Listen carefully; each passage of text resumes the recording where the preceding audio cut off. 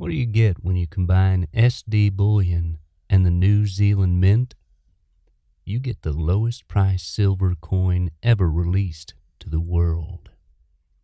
Introducing the Roaring Lion, a 1 ounce, 4 nines fine silver coin with micro engraving security that retails for lower than some of our competitors sell silver bullion rounds for. Check out this magnificent beast, the Roaring Lion silver coin, at sdbullion.com/roaring.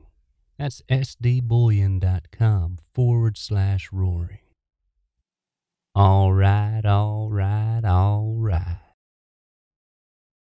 Hey everyone, this is Elijah Johnson with silverdoctors.com with Eric Dubin as our co-host for this week's ST Metals and Markets Wrap, and our guest today is Dave Kranzler. Dave, thank you so much for joining us today.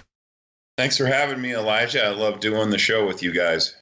All right, now I'd first like to discuss the big news of the week. Now, Treasury Secretary Steve Mnuchin talked about how, a weak dollar is good for trade, and then we saw the dollar plummet to a 3-year low, and gold and silver spike. Gold is actually now above its resistance point it's been having for a little while at 1350. It broke above that. Today we saw it dip slightly below, just briefly, but now it's back above there. What do you make of what's happening in the gold and silver markets and also the dollar? That's a good question, because the day after Mnuchin made those comments, Trump came out and refuted them and said that the market misinterpreted his comments.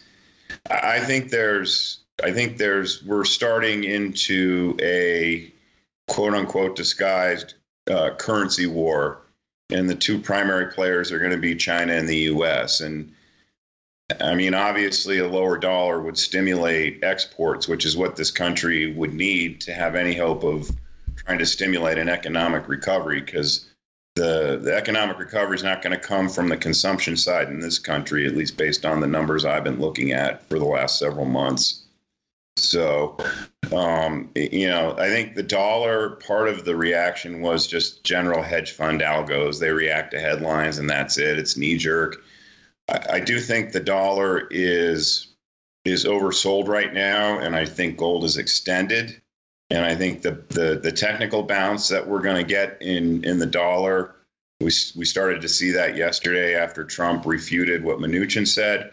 I mean, when you step back for a second and you think about it, I mean, for the Treasury Secretary and the President of the United States to be at odds over what the dollar policy is on successive days, I mean, what kind of impression does that give to the people who are lending us money, that being the rest of the world, specifically China and Japan? I mean, what kind of message does that send to them? It's like, hey, what's going on with your economic policy over there? But, the bottom line is the fundamentals, the fiscal fundamentals of this country deteriorate every day, and they're going to get worse. And the tax cut is going to make it even worse from there, because they're going to have to issue a lot more debt to finance the tax cut. So ultimately, I think we're going to see the dollar go a lot lower this year. What is your perspective, Eric? Do you think we're going to see the dollar go a lot lower this year? Yeah, longer term, 6 months out, that'll definitely be the trend. But in the shorter term, I do agree with Dave. I think it's extended in its downward move and will probably bounce. And, the powers that be also clearly are interested in defending the $90 area, or the 90 area on the U.S. dollar DXY index. It's kind of interesting that the Treasury Secretary would come out and say that right when we were right around 90. And it's almost like they wanted to test how the markets would react, because you'd have that 1-2 punch with Trump negating the comments. Sometimes you have to wonder about these policymakers and how they look at markets and how they try to finesse things, because they really are managing on the fly. And we even have it now documented that the Federal Reserve was suppressing the volatility trade, because they mentioned this in the current, or the soon-to-be Federal Reserve chairman coming in back in 2012 was on record in FOMC meetings saying that he was really concerned about how the Federal Reserve was suppressing volatility in the stock market. I mean, we're living in an alternative reality at this point. Everything is being painted. The tape is completely manipulated. Now, moving to Dave, what is your perspective on what happened in the precious metal markets? Do you think, you said that the dollar is a little bit overextended. Do you think the gold market is as well? Because I know 1350 was a really important price target for gold. Do you think it'll dip again below that? That's also a very good question. I mean, I was looking at some charts yesterday from my mining stock journal, and if you look at a 2-year daily graph of gold, you can see that the 1350 area has been kind of an area of resistance. And the last 2 times we've been up there, we've sold back down. The most recent time, I think it was actually in November, where it almost breached 1350 and then sold down. So, I think I don't know if it's going to happen this time around. I think the next time we probably shoot through 1350. What concerns me is that if you look at the open interest in fraudulent paper gold on the COMEX, it's approaching the levels where the banks start to attack the price of gold. The banks are extremely net short right now. The speculators / hedge funds, momentum chasers, are extremely net long. And historically, all these numbers are in an area where it makes it easy for the banks to attack the market, push the price down, and cover their shorts. I'm actually a little bit surprised at how resilient gold has been up to this point, and I think that's because of the weakness in the dollar. But I also think that if we do get the technical bounce that I think we'll get in the dollar, that'll give the banks some leverage to go in there and start bombing the market, the paper gold market, and induce hedge funds to sell. It's kind of the same old wash, rinse, repeat cycle that we've seen for the last 15 years. Yeah, I agree with David entirely, and we're already seeing that process begin to play out in the last 2 days. The rise in open interest and the fraudulent paper shorting is going on the COMEX as the cartel is attempting to sop up the sudden increase in demand that we're seeing flowing into the COMEX. So this is just a short-term kind of wash, rinse, repeat cycle that we've commented about many a time. And longer term, the dollar will be going down over the course of this year. The interest rates in the bond markets will be rising. That'll put pressure on stock markets, and stock markets are not going to rise indefinitely. It's been a product of unnatural liquidity flows, and the central bankers all around the world are telling us that they're going to try to reduce the liquidity. This is a completely untenable, contradictory situation, and something's going to crash in 2018. It's just not tenable. Just to kind of add to that, I hate making forecasts on the price of gold because it's so manipulated, but I do think there's a very strong possibility we'll see at least 1,400 this year on the price of gold. And kind of as an aside, I didn't make it up to the Vancouver Resource Conference, but I've spoken to several mining company CEOs, junior mining company CEOs who were there last week. And they all said the same thing. It was much better attended than they expected. And a lot of them were approached by kind of non-traditional investment funds about, investing into these companies by funding them through a private placement. And as it turns out, several of the offers that CEOs told me they got came from actually private equity funds that I think have shifted away from technology in Silicon Valley, and they're looking for a place to put all the money they have in their fund. So I guess my point here is that there's a lot of money that's on the sidelines that wants to come into the sector.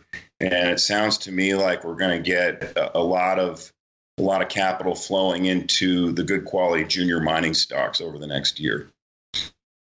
private equity is like one of the last bastions where you still have value investors, not people chasing momentum and whatnot. So that's really great to see. And the shorter term that I was speaking about in terms of what we're going to see in the next week or what have you is just strictly just what we see with a wash, rinse, repeat cycle. And I don't think we're going to see that much downside. And to say where gold would be, this year, 1,400 is probably a very, very conservative estimate, Dave. I mean, we've been in a stealth bull market now for like 18 months, and it's amazing to see the despondency that we have in the sector, given how the gold has been trading overall, even though it's been bombarded and attacked, and we've seen even crazy things like back in July, last summer, with flash crashes and so forth, and they just can't keep the market down. I think we're in a longer-term transition, a long-term stealth bull market, and this year it's going to explode higher. Dave, you recently have reported on how, and we've talked about this on the show, but if you could give us an update on how the Fed, even though they say that they're trying to reduce their balance sheet, that's actually not what's happening. Actually, the opposite is happening. Yeah, it's interesting because the Fed was supposed to start taking its balance sheet down by $10 billion a month starting in mid-October. And I haven't looked at the overall balance sheet numbers in the last week, so I don't know where the overall balance sheet stands versus last October. It's not much different, though.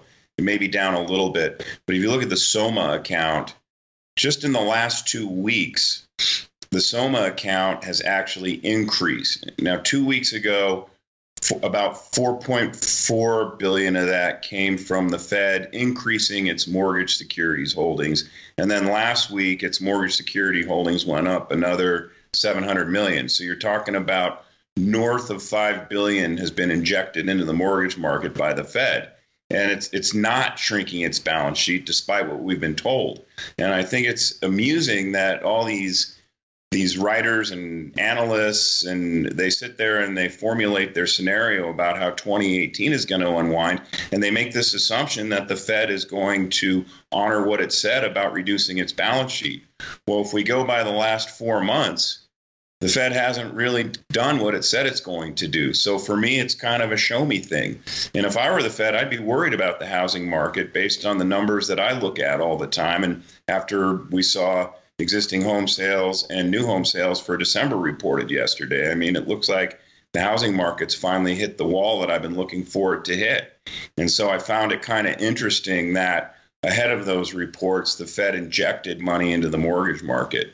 But it's just kind of circle back to whether or not they're reducing their balance sheet and whether they're going to reduce their balance sheet. So far, they haven't reduced it. And whether or not they're going to reduce it, it's wait and see for me. I'm certainly not going to speculate on what I think is going to happen in 2018 based on the assumption that they will reduce their balance sheet the way they've told us they would, because I don't think they will. And I also think that ties into a big part of why the dollar is very weak right now. Could you give us an update then on how other sectors of the economy are also not doing as well as maybe it is being reported? Yeah, I think what we saw a jump in the numbers that were tied to a jump in consumption that occurred in November. And the jump in consumption that occurred in November correlates with a record increase in credit card debt that occurred in November. And I think what happened is that in the fight to get the consumers' holiday sales and all the discounting that we saw starting way before November to try and juice holiday sales numbers, I think it pulled a lot of sales out of a lot of economic activity and consumer activity from December into November. And we're starting to see the December economic numbers are falling well short of expectations. I mean, the housing sales is an example, durable goods orders is an example. An interesting thing that I don't think has been getting a lot of airplay is the sudden decline in consumer confidence. And it's not just the current conditions measures that are declining. And these are all based on surveys that were taken in December and January, the first half of January.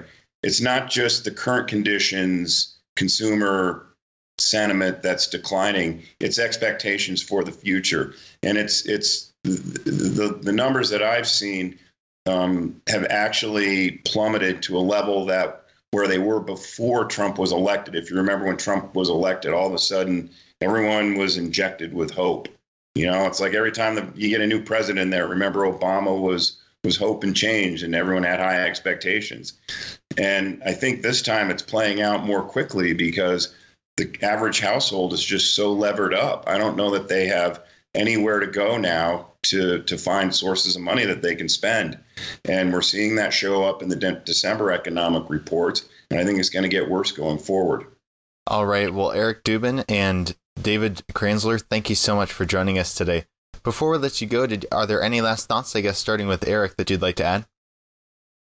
No, that's I'm pretty much on the same page as Dave, and it's interesting as well too, Dave, that stock market's been going up, but it hasn't been pushing the needle on consumer confidence. And every time we've had the stock market being, goosing up, that also was moving confidence up. It's the first time in about 7 years we haven't seen that. That's something different. There is definitely something going on different in the psyche of the American public. Yeah, no question about that. I don't have much else to add. I just hope that the audience isn't getting sucked into chasing the stock market higher, because it's headed for an accident. It's not a question of when or a question of if, it's a question of when.